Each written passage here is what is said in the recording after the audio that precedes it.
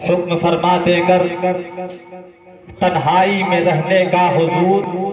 پھر تو اپنا گھر نہیں سارا زمانہ چھوڑ دیں۔ اور بٹ رہا ہے مفت میں فیضان غوث پاک کا، بٹ رہا ہے مفت میں فیضان غوث پاک کا، نجدیوں سے کہہ دو کہ در در بھٹکنا چھوڑ دیں، نجدیوں سے کہہ دو کہ در در بھٹکنا چھوڑ دیں۔ آیت جس کی میں نے تلاوت کی، یا ایھا الذین آمنوا ادخلوا فی السلم کافہ، یہ آپ کو پتہ ہے کس موقع پر نازل ہوئی تھی؟ کچھ کفار تھے جو ایمان لائے تھے، تو حالت زمانے جاہلیت میں وہ لوگ سنیچر کے دن مچھلی نہیں مارتے تھے، سنیچر کے دن مچھلی نہیں مارتے تھے۔ جب ایمان لے آئے تو تب بھی انہوں نے اپنے اس عمل کو جاری رکھا، یعنی اس وقت بھی جب وہ ایمان لے آئے تو سنیچر کے دن مچھلی مارنے کو برا سمجھتے تھے۔ اس دن مچھلی، آپ بتائیے سنیچر کے دن مچھلی مارنا واجب ہے، فرض ہے؟ نہیں، لیکن اللہ نے اس بات کو پسند نہیں فرمایا کہ تم ایمان والے ہو تو پھر کسی غیر قوم کے طریقے پر چلو۔ اللہ نے قرآن کی آیت نازل فرمائی، اے محبوب آپ فرما دیجئے ایمان والوں اسلام میں پورے داخل ہو جاؤ، اسلام میں سر سے پیر تک مسلمان ہو جاؤ، تمہاری آنکھیں بھی مسلمان، تمہارا چہرہ بھی مسلمان، تمہارا منہ بھی مسلمان، تمہارے کان بھی مسلمان، ہر اعضا آپ کے مسلمان ہونے چاہیے۔ مسلمان ہونے سے کیا مراد؟ آنکھ وہ نہ دیکھے جس سے اللہ نے منع کیا ہے، آنکھ وہ دیکھے جس کو دیکھنے کا اللہ نے حکم دیا ہے، منہ وہ نہ بولے جس کو بولنے سے اللہ نے روکا ہے، رسول اللہ نے منع کیا ہے، منہ وہ بولے جس کے بولنے کا اللہ نے اور رسول اللہ صلی اللہ علیہ وسلم نے حکم دیا۔ ان آراس کا، بزرگان دین کا عرس اور دن منانے کا مقصد یہ تھا کہ حضرت شیخ عبدالحق محدث دہلوی رحمۃ اللہ تعالی علیہ اپنی ایک کتاب حجت اللہ البالغہ میں فرماتے ہیں کہ ہر قوم کا کوئی نہ کوئی طریقہ ہوتا ہے جو اس کے بزرگوں سے اسے ملتا ہے۔ جب تک قوم اپنے بزرگوں کے طریقے پر قائم رہتی ہے وہ کامیاب رہتی ہے، جب اپنے بزرگوں کے طریقے سے ہٹ جاتی ہے تو دنیا میں بھی رسوا ہوتی ہے اور آخرت میں بھی رسوائی اس کے ہاتھ آتی ہے۔ تو بزرگوں کے عرس منانے کا مقصد یہ نہیں تھا کہ ہم بریانی کھا لیں، ہم شکنی کھا لیں، ہم چادر چڑھا دیں، ہم قوالی سن لیں، یہ مقصد نہیں تھا۔ مقصد کیا تھا کہ عرس میں بزرگان دین کے طریقے کے بارے میں بتایا جائے۔ غوث اعظم کا عرس منا رہے ہیں تو غوث اعظم کے طریقے کے بارے میں آپ کو لیکن اب تو خیر کیا بتاؤں، حوادث زمانہ، حالات زمانہ بدل گئے، نہ علماء ویسے رہے نہ عوام ویسی رہی۔ علماء بھی غوث اعظم کے حالات سنانے کے قائل نہیں ہیں، علماء بھی غوث اعظم کی کرامت سنانے کے قائل ہیں، اور ہماری عوام بھی بہت اچھی نہیں ہے، یہ بھی وہی سننا چاہتی ہے، کرسی توڑ تقریر اسٹیج ٹوٹ کے کنارے ہو جائے، یہی ہم سننا چاہتے ہیں، ہے نا؟ تو یہ قوم جو ہے ابھی بہت پسماندہ قوم ہے، ابھی یہ بہت پچھڑی ہوئی قوم ہے۔ مسلمان قوم ہم جو ہیں ابھی ہمیں بہت بڑا زخم ہمارے سینے پر ہے، بہت بڑا گیپ ہے ترقی سے جسے ہمیں پورا کرنا ہے نا؟ تو ہمیں اپنی ترقی کے بارے میں سوچنا چاہیے، اپنے بزرگان دین کے طریقے کے بارے میں سوچنا چاہیے۔ تو آپ اگر 11ویں شریف منا رہے ہیں تو آپ کیا کریں گے؟ غوث اعظم کی نیاز دلائیں۔ میں وہابی دیوبندی نہیں ہوں معاذ اللہ، الحمدللہ میں سنی ہوں۔ آپ غوث اعظم کی نیاز دلائیں، غوث اعظم کی بریانی کھائیں، ساتھ ساتھ آپ غوث اعظم رضی اللہ تعالیٰ عنہ کے بارے میں پڑھیں، وہ کب پیدا ہوئے، کس طرح زندگی گزاری، پھر زندگی میں دین کی تبلیغ کیسے، آپ کیا سوچتے ہیں؟ غوث اعظم رضی اللہ تعالیٰ عنہ ایک مجسمہ کرامت کا نام تھا۔ غوث اعظم رضی اللہ تعالیٰ عنہ وہ تھے کہ بیٹھے رہتے تھے، لوگ نذرانہ لا کر جیسے آج کے پیر بیٹھے رہتے ہیں، لوگ لائن لگا کر نذرانے دیتے ہیں، غوث اعظم اس شخص کا نام نہیں تھا۔ 1,00,000 لوگوں کو کلمہ پڑھانے کے بعد غوث اعظم رضی اللہ تعالیٰ عنہ اپنے رب کی عبادت کرنے کے لیے جنگل کی طرف چلے جاتے ہیں، کئی دنوں تک کچھ نہیں کھاتے، جب بھوک کی شدت ہوتی تو پیڑ کی پتیاں کھاتے اور پیڑ کے پھل، ہری سبزیاں کھا کر کچی اپنا گزارا کرتے۔ عالم یہ تھا کہ ان کی گردن مبارک ہری ہو گئی تھی، اس قدر پتی اور ہری سبزیوں کا استعمال کیا۔ آج تو ہم اور اس کے بعد بھی اللہ کی عبادت کر رہے تھے، اس کے بعد بھی اللہ کی عبادت کر رہے تھے، اور آج ہم غوث اعظم کا مرغا کھا کر بھی نماز چھوڑیں گے، غوث اعظم کا مرغا کھا کر بھی آپ فجر چھوڑیں گے، غوث اعظم کا مرغا کھا کر بھی قرآن نہیں پڑھیں گے، پھر ہم نعرے لگائیں گے عظمت قرآن زندہ باد۔ مسلمان خود قرآن کی حفاظت نہیں کرتا، مسلمان نے خود کبھی قرآن کو سمجھنے کی کوشش نہیں کی، تو پھر غیر اسے پڑھیں گے، غیر اس پہ لان تان کریں گے، کیوں؟ ہم نے قرآن کو سمجھنے کی کوشش نہیں کی۔ آپ میں سے اکثر لوگ ایسے ہوں گے جو قرآن شاید دیکھ کر بھی صحیح نہ پڑھ پائیں، تو پھر آپ کس چیز کے مدعی ہیں کہ ہم محافظ قرآن ہیں، ہم محافظ ناموس صحابہ ہیں؟ نہیں، جائیں غوث اعظم رضی اللہ تعالیٰ کتاب خریدیں، ہندی میں بھی کتابیں اویلیبل ہے، نخاس پہ جائیں کتاب کی دکان پر، غوث اعظم کی سیرت پر کتاب خریدیں، اسے خود بھی پڑھیں، گھر میں بھی پڑھائیں، تب آپ نے 11ویں منائی ہے۔ تو خوشحالی نہیں ہوتی، اور قسم اللہ کی لوگوں میرا ایمان کہتا ہے نہ ہوتا گنبد خضرا تو ہریالی نہیں ہوتی۔ جناب قاصد اسماعیلی صاحب۔ اللہ جل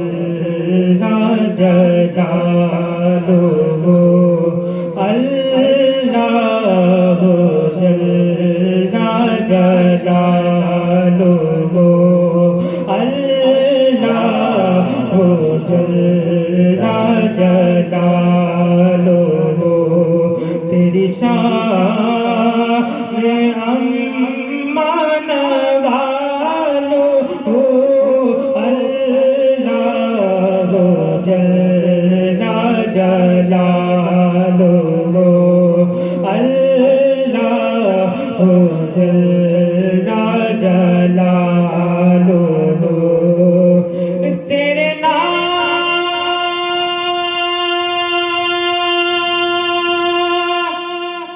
پر اے میرے خدا مولا، تیرے نام پر اے میرے خدا، میرا دل فدا، میری جان فدا، تیرے نام پر اے میرے خدا، میرا دل فدا، میری جان فدا، ہو تیری رضا میں میری رضا، اللہ جل جلالہ، اللہ جل جلالہ، ایک بار مل کر سب میرے ساتھ پڑھ لیں، اللہ جل جلالہ، اللہ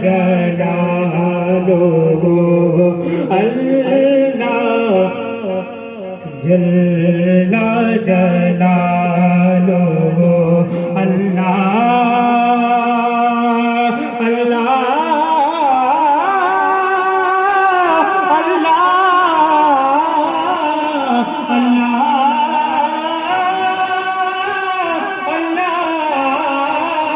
اللہ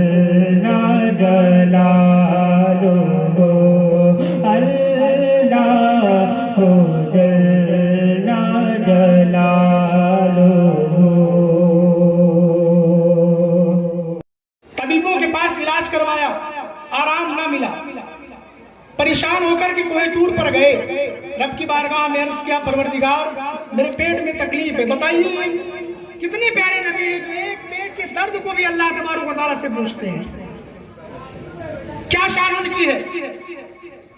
حضرت موسیٰ علیہ السلام کوہ طور پہ پہنچے، رب کعبہ نے فرمایا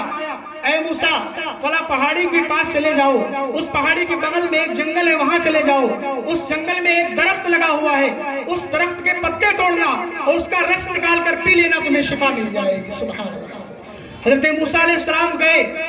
सफर किया, उस पहाड़ी के बगल में पहुंचे, उस जंगल में पहुंचे, जिस दरख्त को रब्बे काबा ने बताया था उस दरख्त के पत्तों को तोड़ा और उसको खा लिया और अल्लाह तबारक व तआला ने आपको शिफा अता फरमा दी। हजरत मूसा अलैहिस्सलाम तशरीफ ले आते हैं, कुछ अरसे के बाद फिर वही दर्द शुरू हो गई, फिर वही दर्द होने लगती है। तो हजरत मूसा अलैहिस्सलाम ने अपने मन में ख्याल किया कि अब तो मुझे उस दरख्त का पता मालूम है, उस शजर को मैं जानता हूँ कि फला जंगल में मौजूद है, फला पहाड़ी के बगल में मौजूद है, अब कोई दूर पे जाने की क्या जरूरत है, अब मैं खुद ही चला जाता हूँ। हजरत मूसा अलैहिस्सलाम जाते हैं, उस पहाड़ी के बगल में जाते हैं, उस जंगल में जाते हैं, उस दरख्त के पत्तों को तोड़ते हैं, उसका रस निकालते हैं और पीते हैं। पीने के बाद में जब आपने उस रस को पिया तो इस बार आपको शिफा नहीं मिली बल्कि दर्द और ज्यादा बढ़ गई और दर्द से आप परेशानी के आलम में मुब्तला हो गए। हजरत मूसा अलैहिस्सलाम फरमाते हैं कि अल्लाह तबारक व तआला ये मामला क्या है, ये मुअम्मा क्या है, आपके हुक्म पर मैंने उस दरख्त के पत्ते के रस को पिया था, मुझे शिफा मिल गई थी, अब मैंने उस दरख्त के पत्ते के रस को पिया है, अब मेरा दर्द और मजीद बढ़ गया है। परेशानी के आलम में हजरत मूसा अलैहिस्सलाम की आवाज बहुत बुलंद थी, बहुत तेज और तर्रार मिजाज के थे। वो दूर पे फिर जाते हैं, रब की बारगाह में अर्ज करते हैं, परवरदिगार तूने जिस शजर के बारे में बताया था, जब मेरे पेट में तकलीफ थी मैंने उसके पत्ते को पी लिया था, मुझे शिफा मिल गई थी, इस बार फिर मुझे दर्द हुआ, मैंने उसी दरख्त के उसी पत्ते के रस को पिया मगर मुझे शिफा ना मिली। तो रब्बे काबा इरशाद फरमाता है, ए मूसा अलैहिस्सलाम शिफा उस पत्ते में नहीं थी बल्कि शिफा मेरे हुक्म में थी, तुमको पहले मैंने मुझसे हुक्म लिया था, इस वजह से उस पत्ते में मैंने तुम्हारे लिए शिफा रखी थी, तुमने अपनी मर्जी से वो काम किया, इस वजह से तुम्हें शिफा नहीं का आपका तशरीफ लाना वक्त भी कितना सुहाना, जगमगा उठा ज़माना हो रहेगा तिथि तराना, या नबी सलाम अलैका।